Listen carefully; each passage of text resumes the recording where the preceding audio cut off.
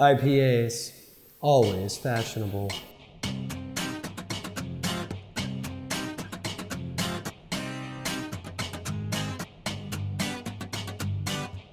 Hey guys, I'm Isaac Aragold, this is Geeks on Tap, and today we're going to talk about the Project Runway of beers, IPAs. Now, for a lot of people, IPAs are very unapproachable because people are just like, I don't really like hop-forward beers. But honestly, they're the reason that you're drinking craft beer in the first place. When Ken Grossman came up with Sierra Nevada Pale Ale, which was a hop-forward, bitter-forward pale ale back in 1980, it was a big middle finger to all of the beer that was readily available in the United States at the time, which is your Coors, your Miller, your Bud, etc.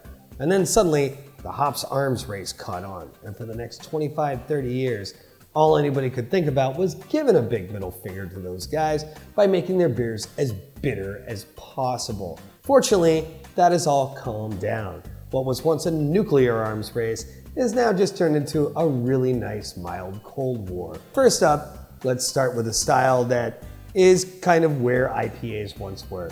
This is from Real Ale, this is their Axis IPA. So this is a triple hopped IPA, meaning they use 3 hops in it, and they're going for more bittering flavor, but it's also super smooth, unfiltered, and very, very drinkable. Let's look. As you can see, it's going to be very light malt backbone on this guy, and it's also going to have a hazy appearance because, again, it's unfiltered. Great head. Now, fun fact, when you're drinking an IPA that smells like this, that's going more for bitter flavors, that carbonation level actually enhances the bitter profiles when they hit your tongue. So this beer is sharp, fruity, a little bit more on the fruity side. Think like a little bit of mango and papaya, but also has a really nice sharpness to it that's balanced out by the oils left over in the beer. So this is Axis. There's a deer on there because it's named after the deer, and it's also the axis of hops. By that I mean there's 3 hops in it.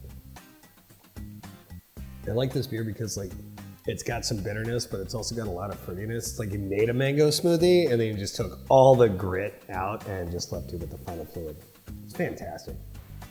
The reason I say that IPAs are the Project Runway of beers is because there's always a new fad that they're chasing. Sometimes that fad will then become a standard beer that works itself into its rotation. For instance, a few years ago, it was all about adding fruit to IPAs, specifically things like grapefruit. You're already talking about a bitter beer to begin with, now you're adding in a bitter fruit to go with it that's also kind of tropical and can be sweet. Sometimes they hang around like this guy here.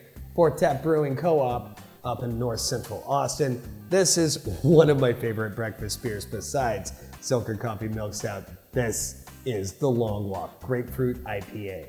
What's great about this is that they use Texas ruby red grapefruit juice in it. As you can see from the color, it's unfiltered and very much grapefruit juice. And it's funny because me personally, as a human, I really don't like eating grapefruit. I think grapefruit is kind of gross. But you throw it in a beer and suddenly it's my favorite thing in the world. And there's your daily amount of vitamin C. Guess who's not getting scurvy? This guy. So last but not least, we move into the latest trend of IPAs that have been overshadowing the market for the past year. Now we're gonna move into the New England Hazy style. This style was developed because of the invention of lupulin powder.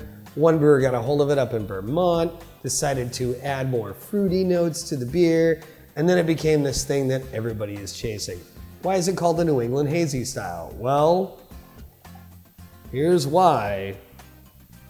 Oh my God, can you see through that? No, you can't. So the New England Hazy style developed from that. Basically, you're using more lupulin powder. You're also using probably like flaked oats and wheat in order to keep that haze in there. And you're going for a low bitterness level, but experiencing the flavor profile of the hop. So in this case, this is from Tupps out of McKinney, Texas. This is their DDH, meaning double dry hop series, which is the same base beer every time. They're just using a different hop profile in it, and then also double dry hopping it with a blend of hops that you can see on the label. This comes out about every 8 weeks or so, and in this case, it is Nugzilla. I don't even know what that means.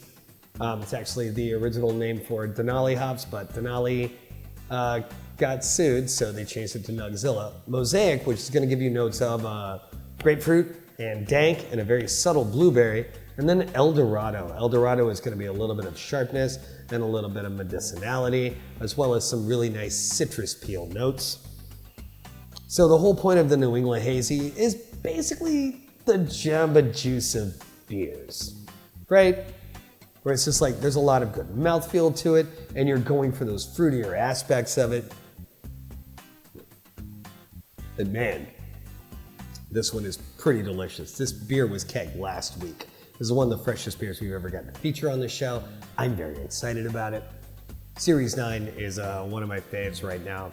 So if your friend is a fan of, like, say, German-style Hefeweizens or Belgian white ales, which we'll be covering in another episode, this is a good style of IPA to get them into. If you were to drink this beer without knowing that it was an IPA, you wouldn't care. This is just delicious. And clocking in at 7.3%, this beer will, it'll get you there, especially on an empty stomach. So these have been a few of my favorite IPAs, and as you can see from what we were discussing, IPAs don't always have to be bitter. There's always going to be something more fashionable coming down the road. For instance, next season, keep an eye out for Brut IPAs. Those are gonna change your world. As always, don't forget to like, share, and subscribe to us on social media. My name is Isaac Harrigal, and this has been Geeks on Tap. And remember, your next beer is on us. Cheers.